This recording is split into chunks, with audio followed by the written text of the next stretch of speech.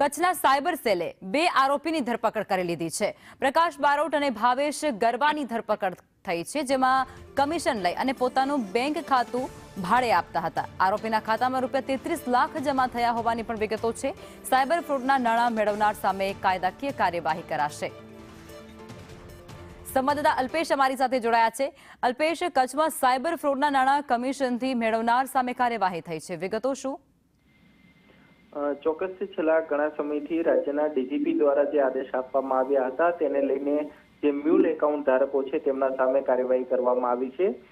ત્યારે પશ્ચિમ Kutch cyber crime પોલીસે વધુ 2 આરોપી સામે કાર્યવાહી કરી છે।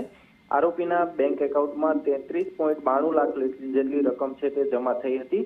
પ્રકાશ બારોટ અને ભાવેશ ગરવા નામના આરોપીની ધરપકડ કરવામાં આવી છે। આ સાયબર ફ્રોડના નાણાં છે તેમના ખાતાની અંદર જમા થયા હતા, તે બદલ સાયબરક્રાઇમ પોલીસે તેની ધરપકડ કરીને તેમના સામે કાર્યવાહી કરી છે। જી, આભાર।